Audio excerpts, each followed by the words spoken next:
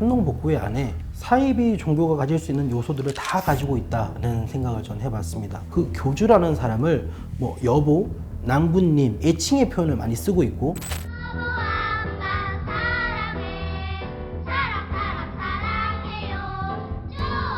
이 세상이 음란의 죄로 가득 차 있는데 이것을 해결하기 위해 박명호라는 사람이 온 것이다. 한농복구회는 시즌 1에서 다룬 그 어느 단체보다도 철저하게 그 기준에 딱 부합하는 단체라고 봤어요. 시즌 2에서는 반드시 이 한농복구회가 다뤄졌으면 좋겠고요.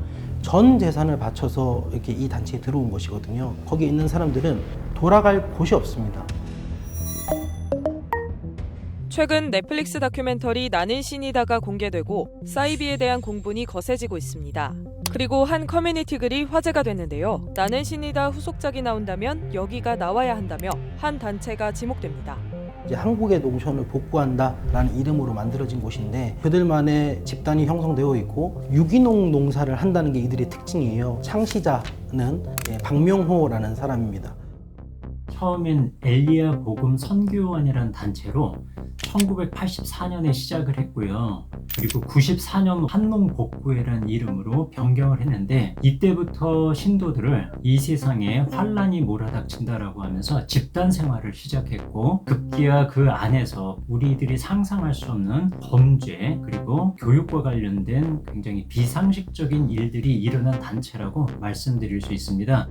네, 초등학교 1학년 때였던 걸로 기억나요. 1.5세라고 보시면 되죠. 그때 당시 교리가 처음이랑 나중에 제가 나올 때랑 변동이 있었어요. 집단 생활하고 나서는 상식에서 납득하기가 조금 어려운 수준으로 변질이 됐거든요. 먼저 박명호가 신격화가 되고 박명호를 대적하는 사람들은 악마다 다 불태워 죽이고 우리끼리 이제 행복한 새 천국을 만들자 약간 그런 식이에요. 이 세상을 멸망하게 해달라고 했던 게 주 교리였던 것 같아요.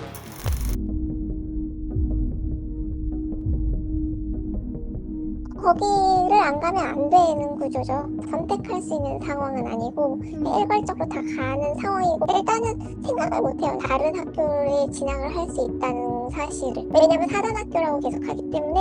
근데 그 공동체 생활이 되게 좀 빡빡합니다. 아침 일찍 일어나서 교리 공부를 시작을 하고 그 외에 일과 시간에는 농사 일을 하는 것이죠. 그리고 이제 마칠 때 그리고 뭐 주일에 예배를 드리면서 박명호를 신격화하는 교육을 계속해서 듣게 되는 것이에요. 시간이 흐를수록 그냥 이분은 하나님입니다 라는 고백이 나올 수밖에 없는 것이죠. 교주가 명령하면 무조건 따르는 사람들로 만들어지게 되는 것입니다. 교육의 과정을 통해서 사회화를 우리가 배우잖아요. 그걸 차단당하는 거예요. 그들의 사회는 전부가 어디냐면 한농복구회라는 그 폐쇄 조직이거든요. 교육, 언어, 사상, 이념 이 모든 것들이 통제된 채 길들여져 가지고요. 노래를 들어도 5일 금식을 명하는 벌을 받고요. 성교육도 못 받고요.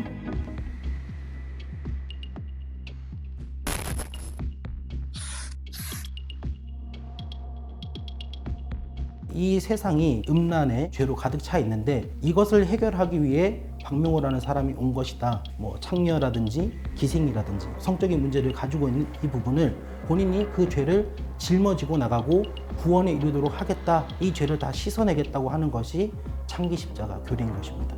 그런데 새천년 들어서 2월 16일 아버지의 명령에 떨어졌으니 네가 안 되시니 네 씨를 내가 퍼뜨리라. 나는 깜짝 놀랐지. 심지어 아빠는 남편님 여인을 취해서 당신 씨를 하늘의 별같이 퍼뜨릴 것이라고 말씀하셨어요. 그 전부터 되게 잡음이 많았어요. 여신도들과의 성적인 문제 때문에 교주 본인은 아니라고 하다가 그 옆집 남자한테 박명호가 질문을 했대요. 하나님이 자기한테 시켰는데 당신 아내를 내가 잠자리를 같이 해도 되겠냐. 하나님 명령이다. 약간 이런 식으로 얘기했더니 그야 물론이죠. 이렇게 대답을 했다고 하더라고요. 대중들한테 얘기를 하면서 이제 설득을 시키는 거죠. 그럼 내가 깨끗한 동정녀 집에 어린 딸을 취해서 씨를 퍼뜨린다면 어떡하겠는가. 환히 웃으면서 그야 영광이지요.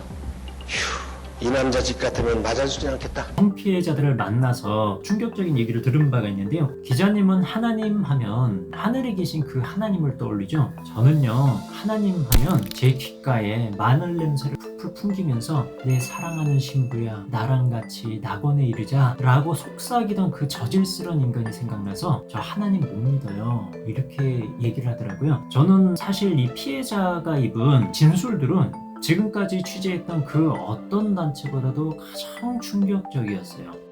2003년도 5월달에 3명 여신도와 관계를 가졌다고 박명호가 설교를 했어요. 그 설교를 듣고 너무 화가 많이 나더라고요. 상징적인 의미인 줄 알았는데 실제적으로 그렇게 했던 게 말도 안 되는 사실 같아서 너무 힘들었고, 설상가상으로 이제 그때 여신도가 성폭행에 대해서 고소를 했던 것 같아요. 피해 보상금을 요구를 했었고, 거기 2인자가 있거든요. 그분이 기도를 하시는데 거룩한 손을 뻗어서 취하여 주셨는데 뱀의 혀로 물어뜯다니 불태워 죽여달라고 이렇게 막 소름 끼치는 기도를 하더라고요. 그 기도를 듣고 더 이상 거기 있을 수가 없었어요. 그래서 탈퇴를 하게 됐죠. 브라질에서 한인 어린이 5명이 숨졌습니다. 이 집단 농장 안에 있는 정화조 공사장에서 발견됐는데 정부는 현지 경찰에 철저한 조사를 요청했습니다. 한농복구회 안에서는 그 어린아이들의 사망이 봉천 예물이다라고 이렇게 표현을 했어요. 하늘께 드리는 예물이었다라는 식으로 자녀가 사망을 했고 누군가의 가족이 사망을 했기 때문에 그 안에서 약간 와해될 수도 있는 부분이잖아요. 그런데 이제 그들만의 또 교리로 이 문제를 덮어버린 것이죠. 한농복구회 같은 경우에는 지역별로 거점도 있었고 이제 해외에서도 지부가 있는 상황이에요. 최근에 좀 동향을 봤을 때는 브라질 쪽에 많은 사람들이 모여서 공동체 생활을 하면서 그들만의 세상을 좀 이어가고 있다는 것을 좀 확인할 수 있었습니다. 당초 이제 박명호 씨가 표면적으로는 그런 농업을 이어가기 위해서 브라질이라는 땅을 선택했다라고 말을 한 것 같았는데 2009년쯤에 그 여성 피해자가 나오면서 한농복구회가 주목을 받게 됐잖아요. 브라질이 무비자로 들어갈 수 있다고 합니다. 그리고 불법 체류자들에 대해서 좀 관대하다라는 이런 표현을 박명호 씨가 했었던 것이죠. 결국 그 브라질이라는 곳에 자신을 숨기고 싶었다라고 저는 보고 있습니다. 포교를 하지 않고 폐쇄적으로 집단 생활하는 게 특징인 이곳. 기자들은 폐쇄적이라 더욱 주목해야 한다고 말합니다. 그냥 조용히 시골에 많은 사람들이 모여서 집단 생활을 한다고 했을 때 문제 제기할 사람은 사실 없습니다. 하지만 문제는 한 사람의 말을 신으로 믿음으로써 일어나는 문제들이 계속해서 일어나고 있는데 이 문제의 심각성이 가면 갈수록 높아진다는 것이죠. 상식적으로 받아들일 수 없는 행동들이 종교라는 이유로 그 안에서는 허용이 되고 있다는 거예요. 그보다 더 큰 문제가 충분히 일어날 가능성이 있기 때문에 우리는 지켜봐야 된다라는 그런. 특별히 문제가 되는 거는 자녀로 그 안에 태어난 2세들이에요. 부도덕한 일을 자신이 당해도 내가 범죄 행위에 노출된 건지 아니면 이거 신앙인지 혼란을 느끼는 그런 단계에 빠져 있기 때문에 이것은 우리 대한민국 사회가 범죄 조직으로 인식을 하고 접근을 하는 것이 필요하다고 봐요. 8살 때 들어가셨다가 20대 때 나오셨는데 사회에 적응하기 힘드시진 않으셨어요? 힘들 수밖에 없죠. 힘들 수밖에 없는데 거기서 사는 것보다는 훨씬 나으니까 그래서 약간 해방감이 저는 더 컸던 것 같아요. 대한민국 시민들이 상상 못할 일들이 지금 벌어지는 곳이 이단 사이비와 관련된 조직 내에서 지금 벌어지고 있어요. 지금 고민하고 있는 신도들이 분명히 있을 거거든요. 그곳을 나올 때 교주를 떠나니까 저주를 많이 받아요. 그래서 못 나오는 경우가 굉장히 많거든요. 그들에게 하고 싶은 말은 그거예요. 사람이 어차피 죽어요. 그리고 그 죽음에 이르기 전에 후회하지 않을 일들을 했으면 좋겠어요. 그리고 내가 행복한 것 그거 죄가 아니에요. 두려워하지 말고 나와서 한번 도전해 보시라고 말씀드리고 싶어요. 교주들을 좀 취재해 보면서 느꼈던 것은 본인들 스스로가 신이 아니다라는 것을 인지는 하고 있다. 어떻게 하다 보니 본인이 신의 자리에 오르게 된 것이에요. 당장 지금 즐거울지 모르겠지만 본인만의 나라를 이루었다는 생각에 행복할 수도 있겠습니다. 하지만 그 끝은 늘 참담했다는 것을 꼭 기억하면 좋겠다.